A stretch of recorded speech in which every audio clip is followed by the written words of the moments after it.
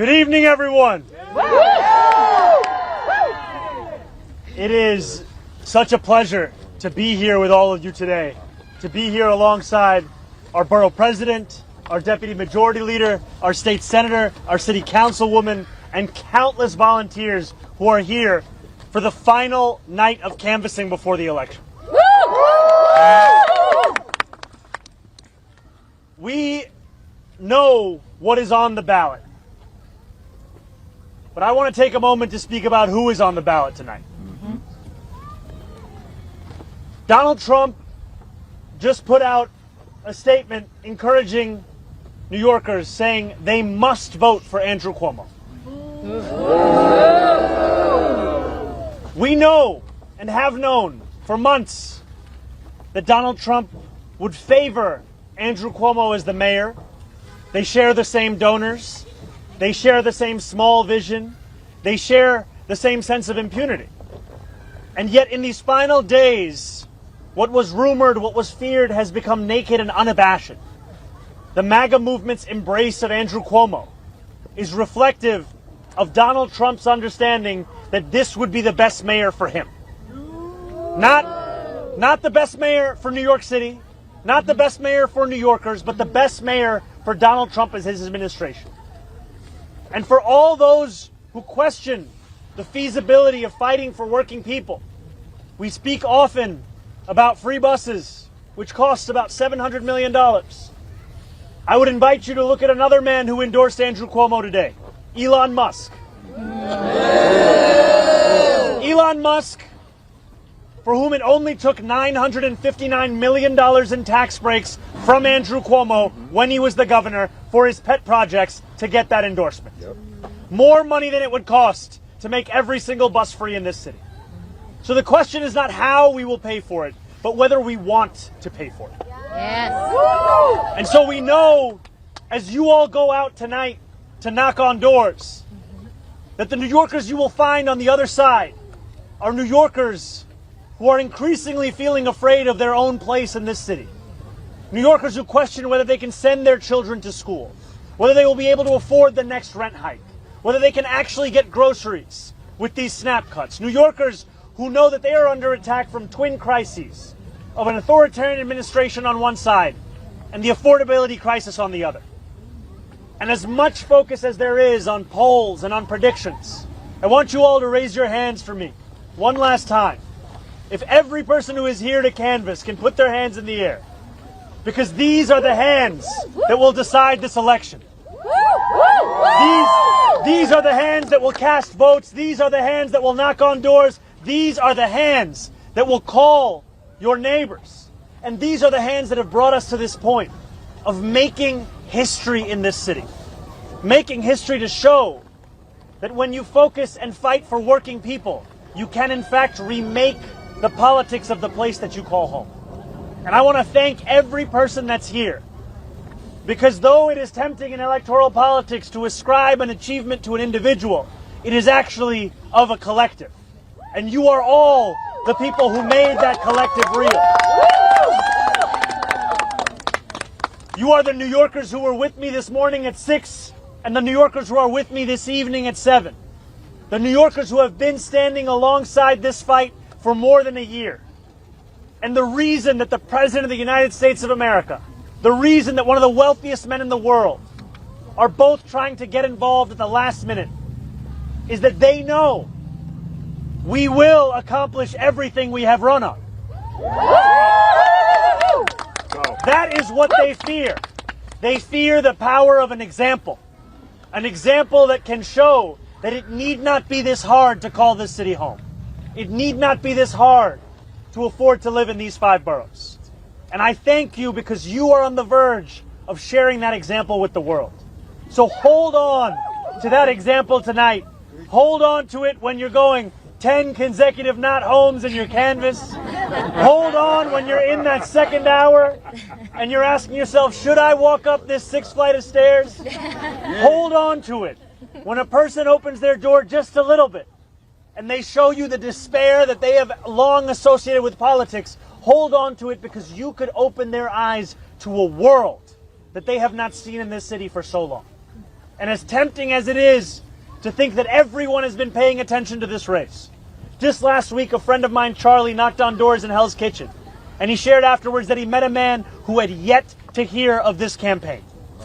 You may find a New Yorker for whom you are the person that introduces them to this fight. And that is why more important than me is you. You are the people who are bringing this fight to the doorsteps of New Yorkers. I will never be able to thank you enough for the privilege of being a part of this movement. And now, with close to just 24 hours until the polls close, let us leave everything out there on the field, my friends. Let us do it together. Let us work so hard this evening and tomorrow that we never have to ask ourselves the question, what if? Let that never be the words that leave our mouth, and let us instead breathe in the victory that each and every one of you have brought forth in this city. Thank you so much.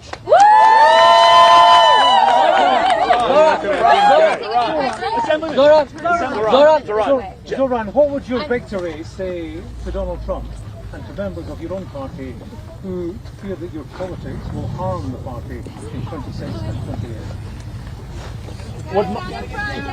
Stand in front of the mics, please. Everybody, yes. How are we all doing? Better? Okay. This way. Don't worry, guys. It's the last night.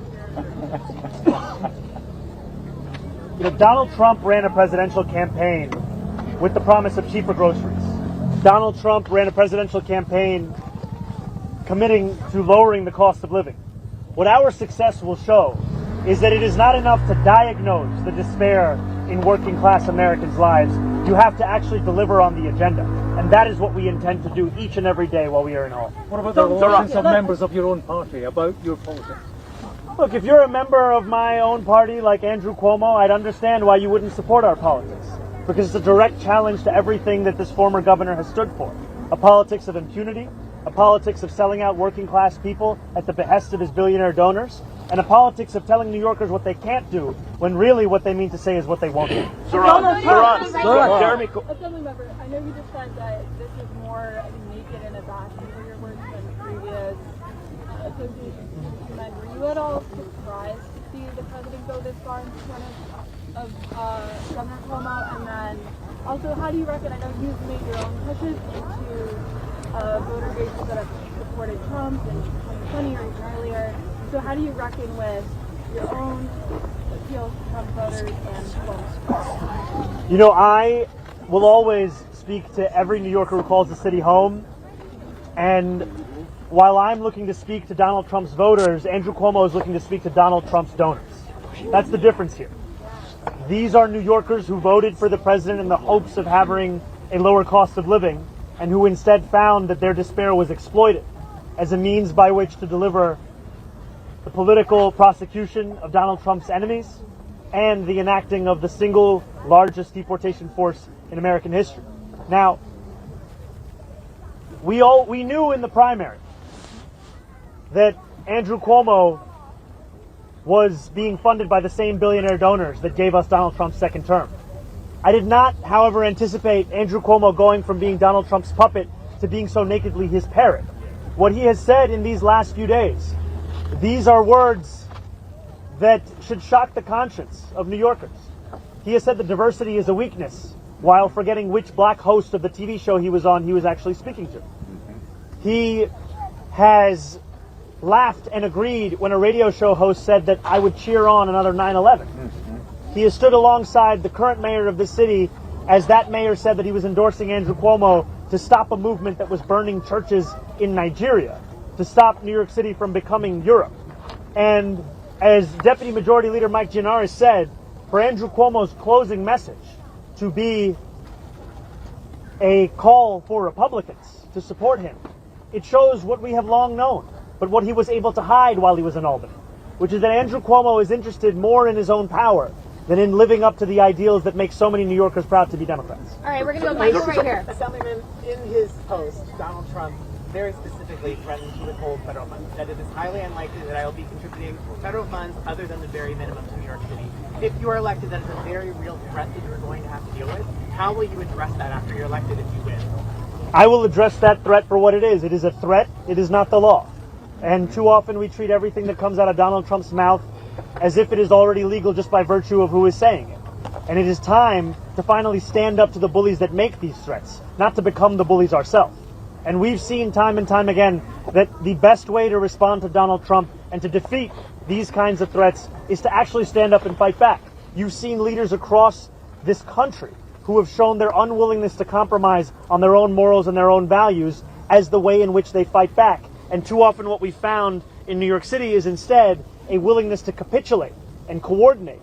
And all of this with the most collaborative mayor you could find for Donald Trump in New York City. Still, the Trump administration was detaining New Yorkers as young as 6. Still, the Trump administration was cutting funding from our schools. Still, the Trump administration was taking $80 million out of our city's budget. And still, the Trump administration was threatening $18 billion in cuts for infrastructure projects. My point here is that even with that collaboration, the threats continue. And so it teaches us all that it's time to actually stand up and name this authoritarian crisis for what it is, and to speak about this funding as not something that Donald Trump is giving us here in New York City. This is something that we are in fact owed in New York City. Thank you guys so much. Thank you guys.